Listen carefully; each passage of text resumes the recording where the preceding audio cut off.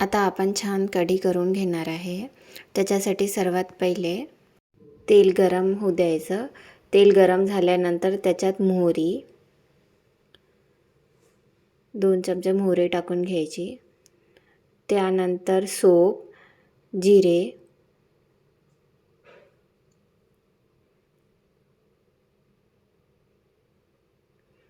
लसूण अद्रकची पेस्ट, थोडा gas slow करून घ्यायचा, फिरवून घ्यायचं एकदा। त्याच्यानंतर कढीपत्ता, हिरवी मिरचीची पेस्ट,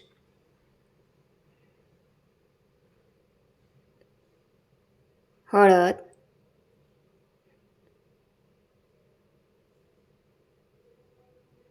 धने जिरे पूड, 1 छोटा चमचा आपण हिंग टाकणार आहे। छान टाकून घ्यायची आणि थोडं परतवून घ्यायचं। आता आपण अर्धा लिटर आंबट दही घेतलं आहे। त्याच्यात 2.5 ग्लास पाणी टाकले आणि अर्धा वाटीपेक्षा थोडं कमी बेसन टाकलेलं आहे। हे टाकायचं आणि छान रवीने फिरवून घ्यायचं। हे फिरवून झालं की आपण जी फोडणी दिली होती त्या फोडणीमध्ये हे टाकायचं आणि हे फोडणी टाकल्यानंतर एकसारखं असं फिरवून घ्यायचं। कढीचा हात आपण सोडायचा नाही, एकसारखं फिरवत राहायचं म्हणजे कढी फुटायची शक्यता कमी होऊन जाते। जर आपण फिरवलं नाही तर मग ती कढी फुटू शकते। आपण आता याच्यात थोडंसं मीठ टाकलं आहे, चवीपुरतं मीठ टाकायचं आणि अशी एकसारखी ढवळत राहायची कढी। 3-4 उकळ्या आल्या याला की मग समजायचं की आपली कढी ही झालेली आहे।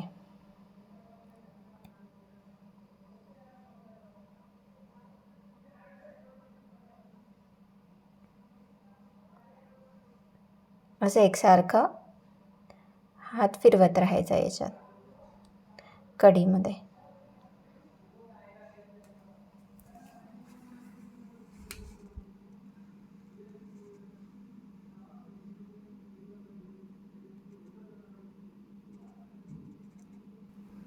आता याला 3-4 उकळ्या आलेल्या आहेत आपल्या कढीला, त्याच्यामुळे ही कढी छान आता झालेली आहे। आपण याच्यात वरतून कढी झाल्यानंतर कसुरी मेथी हाताने क्रश करून टाकायची।